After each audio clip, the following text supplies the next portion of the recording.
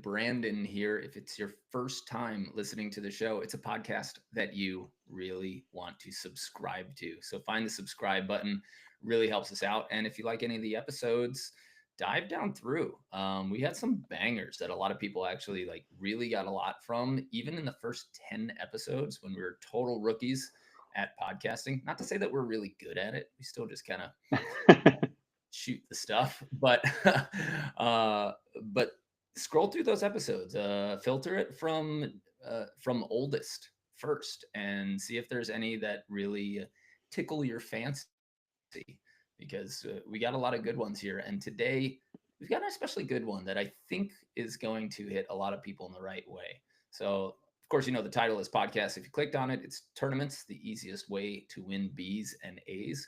So if you're listening, if you're in California and you know what get your rating means, we're going to really talk about that. And if you're outside of California and you're wondering what the heck that means, we're going to tell you what the California beach volleyball scene is all about.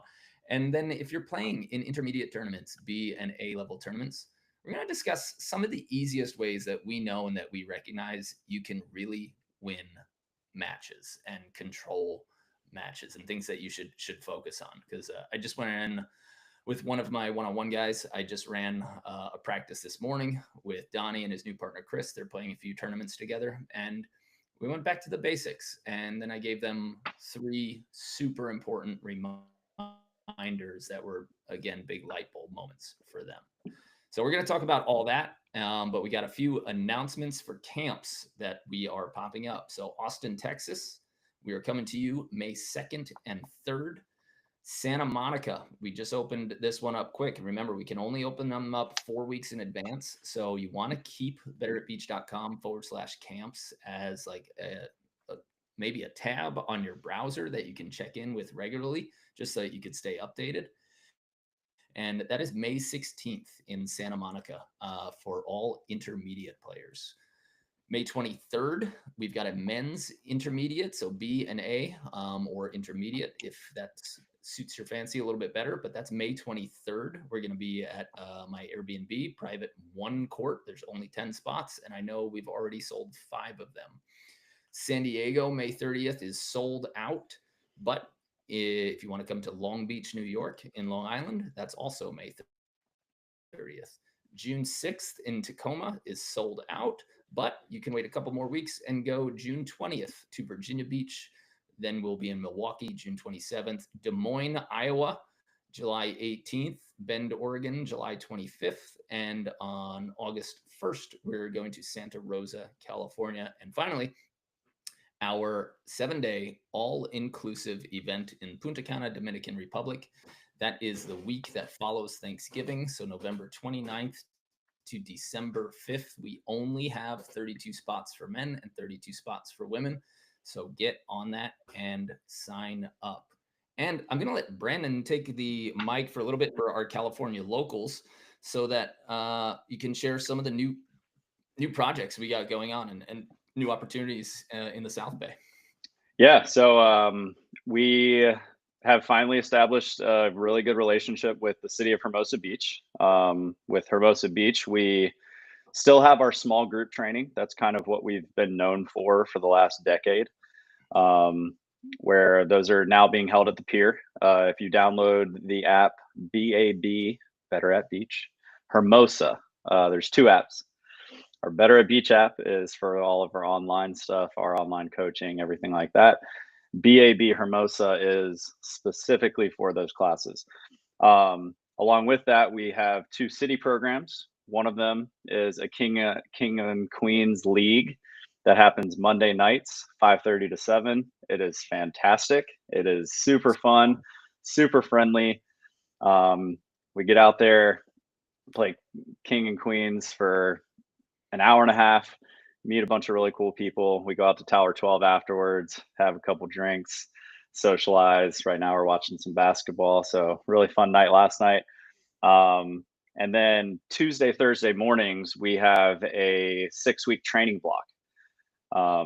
Those are kind of geared towards intermediate level players right now. We're kind of in the midst of establishing like a silver group and a gold group. Right now, we really have a good silver group, and we're starting to build out that gold group so that we have like a little bit of a graduation phase where, Mm. as you take part in that, you can kind of level up. The next session for our 6 week training block uh, starts next Tuesday, April 29th. So head to betteratbeach.com/Hermosa Beach Volleyball to find that link. And then our King and Queens League, I believe, starts May 12th. That's our next one. We have 2 weeks remaining in this session. So that's for Hermosa. We also are really excited about that. We're bringing some stuff up to Santa Monica. Um, we will be running events there on Sundays. And I think our first two events are leading up to that 3 day camp that Mark mentioned before, where we have a passing and setting mini 3 hour clinic.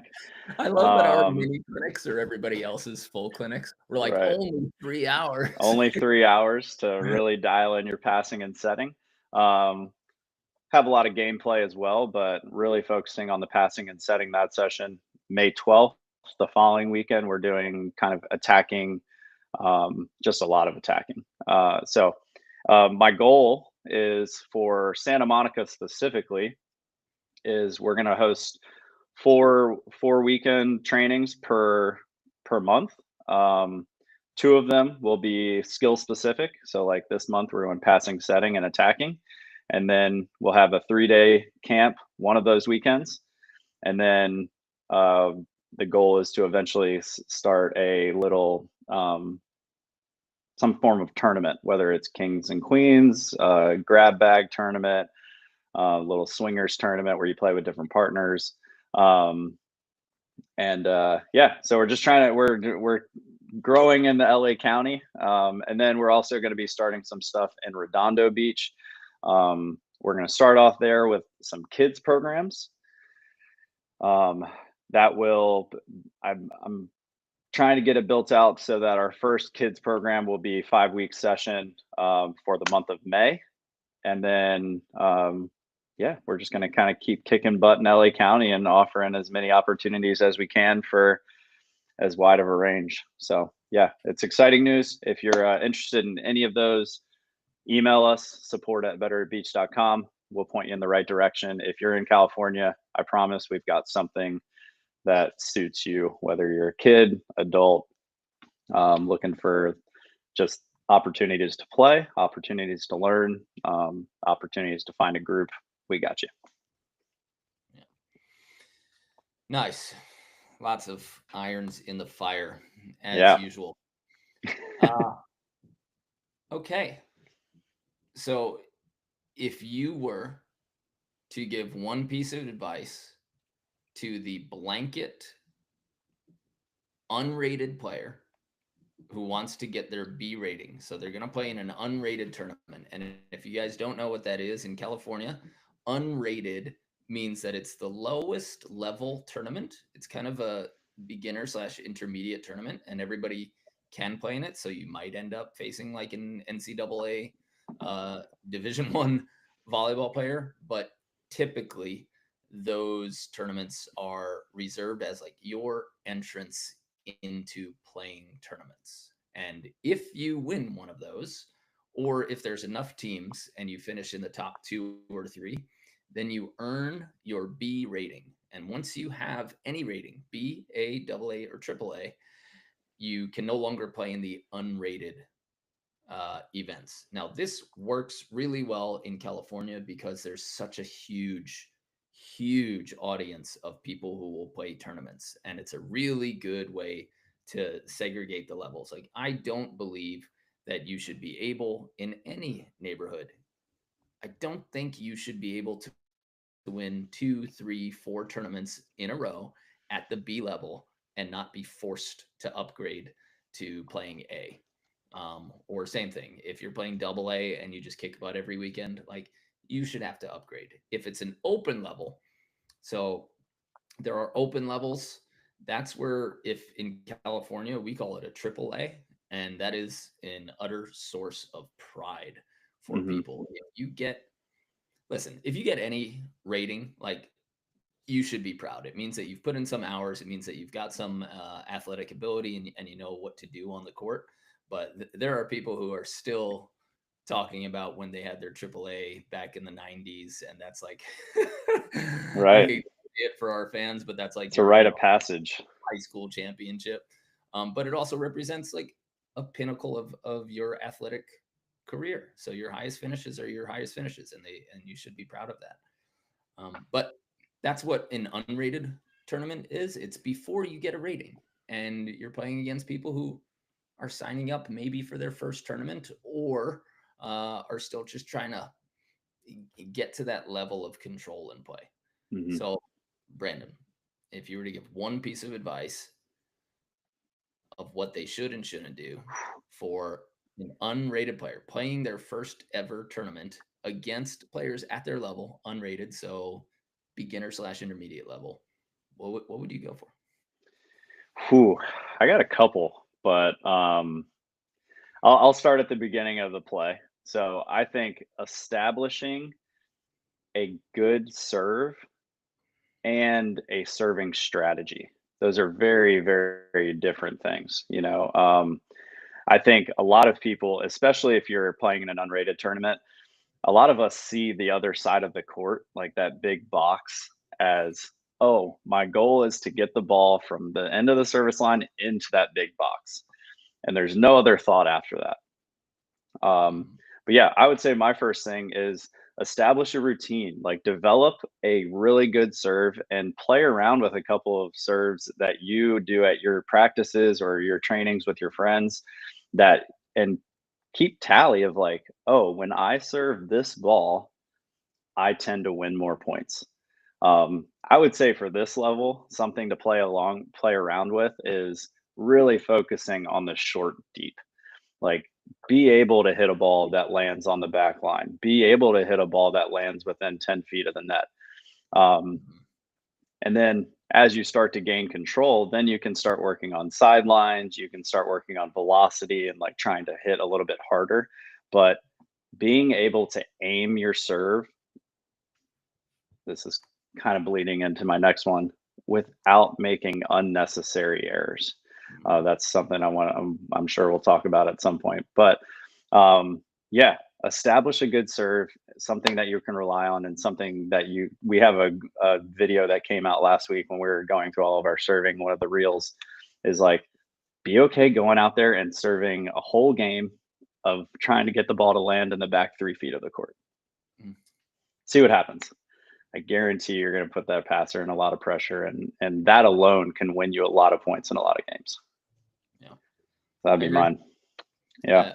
I I like it, and that was one of the first three tips that I gave to Donnie and Chris this morning at our lesson. I said, because we played a 1-on-2 coach versus two, where I have the whole court. All they have to do is beat me, but I'm serving full time, and I had one touch. So I serve every ball, and the balls that I served, even fast, that crossed their chest, they got a reasonably good pass on them. Hmm.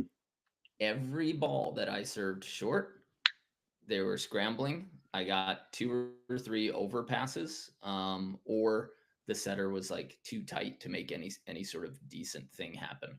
So the short serve is devastating. Stand there. If you can get the serve into the court 8, 9 out of 10 times, then it is time to start practicing putting it into the front 10 feet of the court 8 or 9 out of 10 times. Right. And forcing somebody to move and then have to add their own velocity to the pass, where you have to power it up enough. First of all, the moving is hard.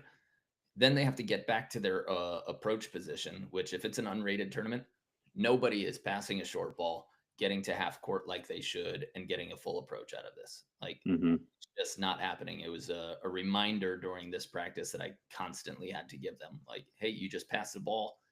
You got to move without the ball now. You got to set yourself up for a position. And then the deep serve, I'll just add like a little wrinkle is just because it lands deep doesn't necessarily mean it's a deep serve. So a lot of people are afraid of this rainbow style serve Right. to get the ball to the back half of the court. But if it crosses their chest, so let's say it's going to land in the back 3 feet of the court, but it still crosses their chest right where their platform is, right where they're passing, they don't have to actually move, Hmm. just kind of like playing catch. You want to see if you can add the wrinkle of making them move backwards just to be able to touch the ball. And if you get them to tomahawk in serve receive, you won the serve receive battle. Now you can start playing defense. Yeah. If you see that they tomahawk anytime you serve high and deep, and that's why I say high and deep, not just deep. But if you get it to like a good visual is if you've got a 6-foot fence that is 4 feet from the baseline, and you need to serve it over that fence and then Mm. land it in the court. That's a really good visual to have in your mind to have an effective deep serve. Yeah. But And those the higher that fence gets and you're still able to land it in there, the more difficult it is. yeah. So like if you have a 10-foot fence and you're still able to conquer that serve, that's going to be even trickier of a pass. Yeah. So playing with those serves short and deep and forcing somebody to move. I this morning I said if they move one step, that's okay.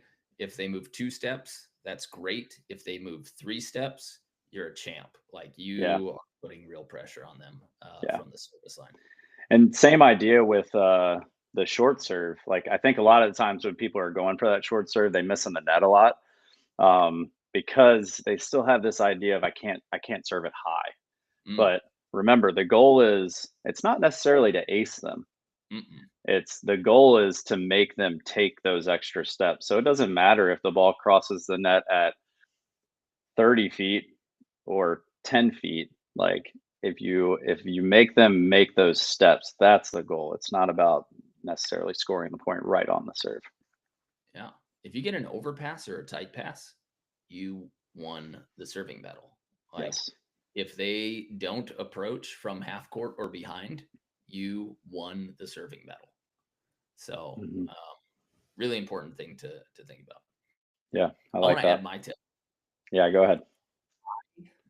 Don't think that if you truly want to win an unrated, maybe even a B, I don't think you should jump. Whoa. Jump like at all, like even Putting serving, it out or I there. mean even jump when you're attacking. Putting it out there. I don't think I know where you're going. I know where you're going with this, and I love it. So hard to convince yourself to do that. um yeah, but no, I agree. I think it's especially yeah, at that level. Yeah, If you got a I'm with million you. bucks and you Explain. got an unrated tournament and you've only played you've played less than 5 2-on-2 tournaments in your life, Mhm. right? And you played, let's call it less than 100 hours of volleyball. Don't jump. Yeah. I You go you got it. Why? okay. Why? Yeah. Why? If you jump, there's a level of technical complication that you're adding where your brain is still thinking right, left, double arm lift, timing the ball, being able to do that. And then you also have this instinct that you should be smashing the ball, right? That you should be hitting hard. And in an unrated or a B tournament, it's at least 50% errors, right? So if you just keep the ball in, you've got a 50-50 chance that they are going to lose the point for you. Mhm. And then if you don't have the control, so if you're not super precise yet, this is won by ball control and limiting errors. That's what B tournaments and unrated tournaments are won by. So if you can control the ball on your side, be able to pass set, and then just stand, pretty much everybody has the ability to create a stiff hand and either push it right, push it left, push it deep, push it short, right? So you just need to make that defense scramble and run, and maybe they come back and hit at you. But if you can control, like you and me for sure, a B tournament, there definitely we would not have to jump to be able to win it. I would bet lots and lots of money on that. Which is a video we should probably put out. That's a dare. Yeah, I like it. Yeah, and not jump. But I realize that you might not have the control yet, even from the standing, but you will have more control and less to think about than if you try to take the full approach. And if your brain is telling you that you should spike this ball like Anders Mole, when you will win that tournament if you keep the ball in and you keep the other team moving, so that you can focus on spots over power. Yeah, I like it. Yeah, I think it's kind of interesting because as you like, if we talk about it, and this kind of goes into my next thought of that I kind of mentioned is eliminate errors, like eliminate unnecessary errors. And a lot of times errors come from attacking. Um, Mhm. when I'm trying to decide which side of the line I want to start on, but like at the pro level, there are certain points in the game where you have to win the point. As the level goes down, that idea of win the point, it gets smaller and smaller, and it changes into, like, when you're in an unrated tournament, it's almost more important to not lose the point. Like, I'm talking about me as a person. Like, it's not necessarily the most important thing for me to go up, hit a ball, it hit the sand. It's almost more important for me to, at the end of the game, be able to count on 2 or 3 fingers how many times I ended the point in a negative way. If I hit the ball in the net, if I hit the ball out of bounds, something like that, where you're losing the game because of your errors, let the other team do that. You know, we actually had one of the guys that comes to our Kings and Queens last night. His name's Matt Kent. Hopefully he enjoys me saying this, because he had a great night last night. He's a really athletic guy. He's got great ball control.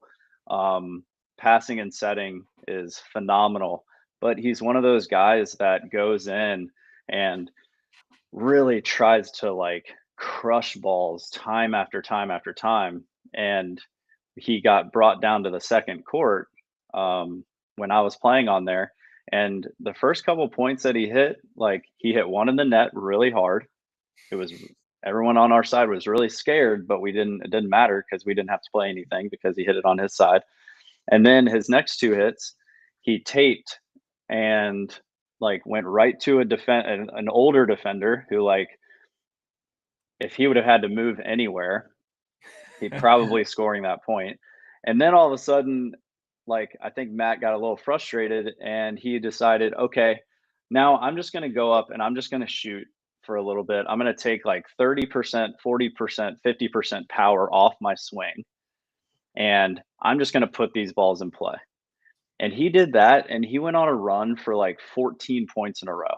And then, like, in that style of a tournament, there's no catching you. Like, and it's the same thing in the CBVAs or any other tournaments that are in California when you're trying to get your rating.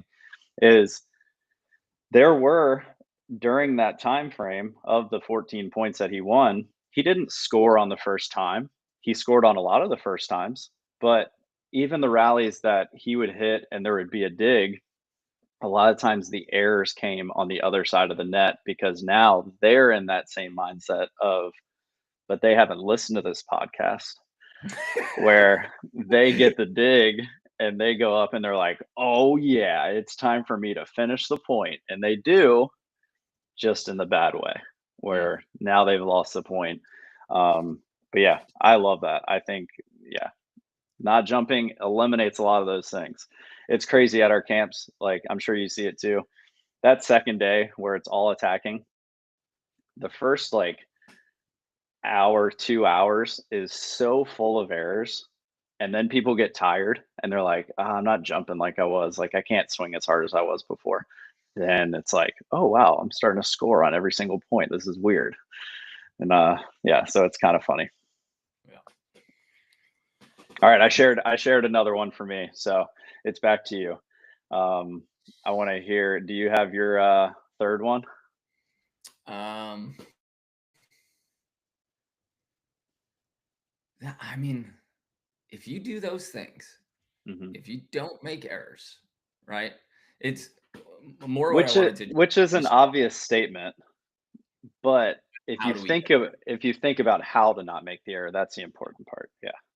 So one of the analogies, like I'm been playing a lot of tennis lately. I'm getting back into it, and in tennis, it's so similar. So I'm making these direct translations of when is it time to continue the point, when is it time to put them in trouble, when is it time to go for a winner. So if you watch the game of tennis just as a fan, you go out there and you're like, they're trying to score points on every single swing.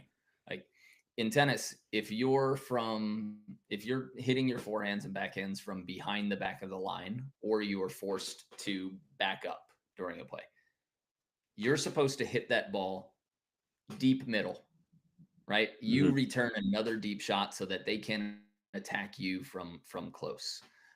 If you have the opportunity to be pretty balanced, then you do a setup shot where you try to peel them off of the court to make them just uncomfortable enough so that they return a ball that you can hit from like 3/4 court so that you can attack moving forward into the court.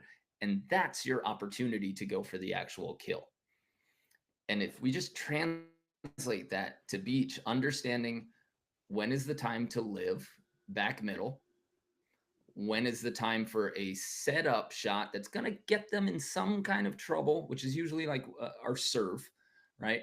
And then being patient enough to say, this is a set, this is a pass and a set where I can confidently go for this swing because I'm balanced, I'm moving forward, and I'm in control.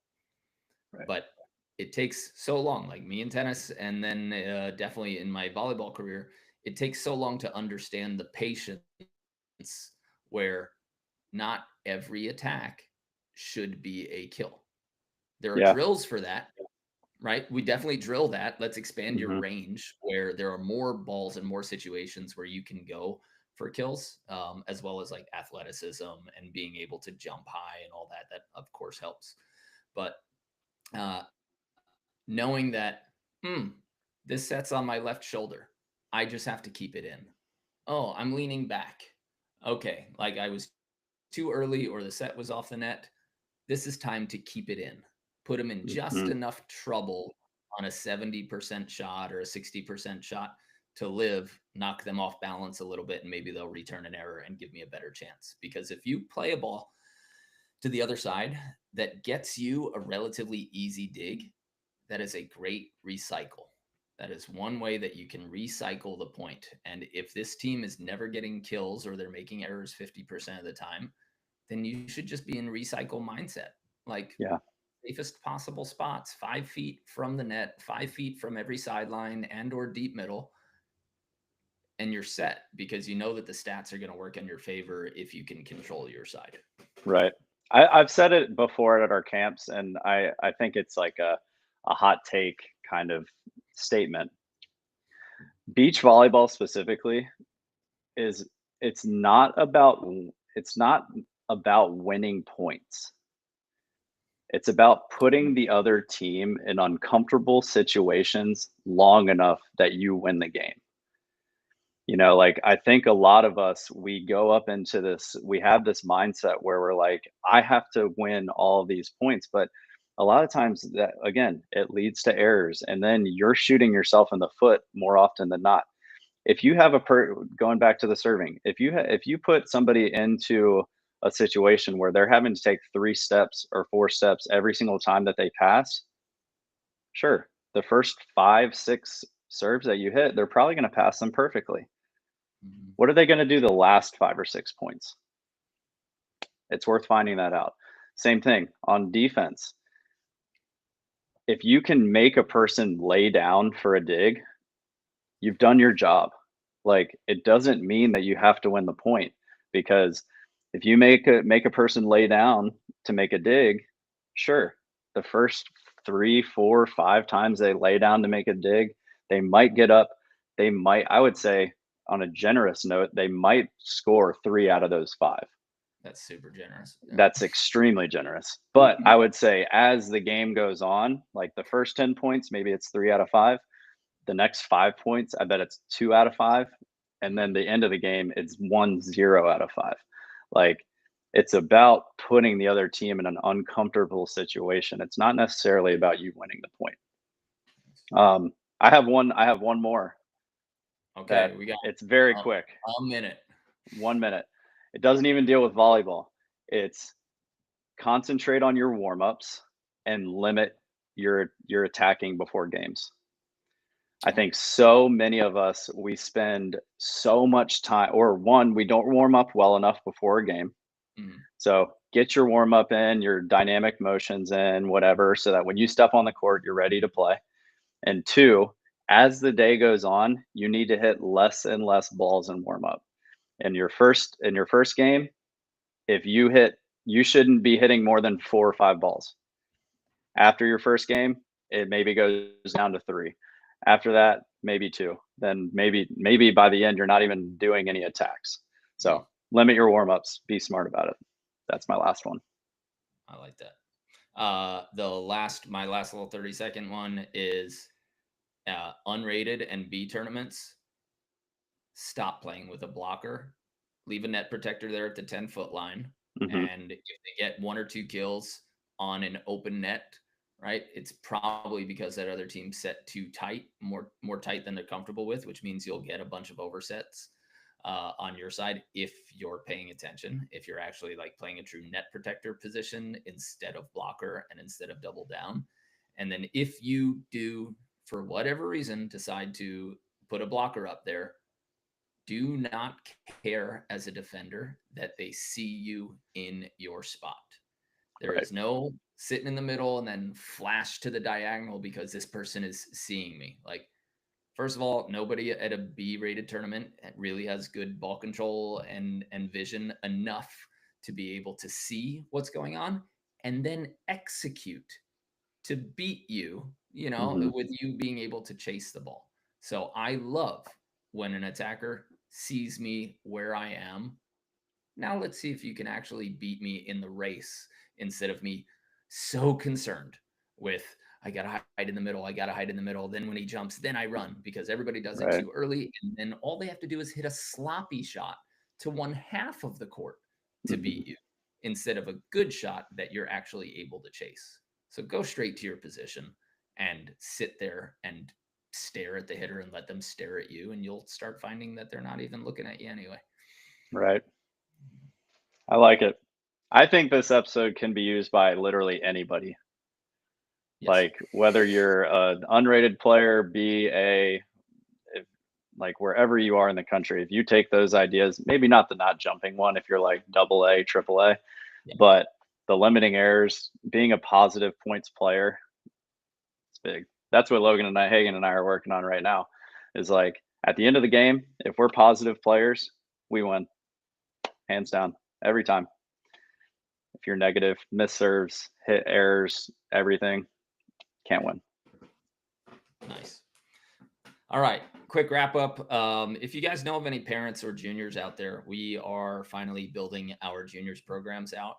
So one of the best things that you can do is just get a video analysis. Work with one of our coaches to have them run down a full video analysis of the match you're playing. You can check that out at betteratbeach.com/film session.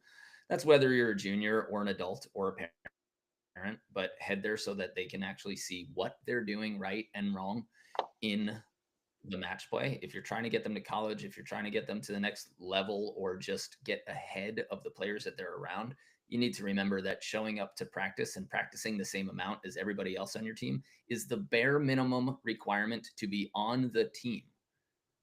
Your child getting better is everything that happens outside of practice time. They will improve at the same rate as everybody else if they put the same effort as everybody else in practice. But where the elite players are developed and gotten to the next level, and their process accelerated, is the work that they do outside of the court. And so if you want us to run through a video analysis film session with them, we can do that at bearbeach.com/film session. We are also working on building a full recruiting course and a highlight editing and skills video editing so that you can send recruitment videos to colleges.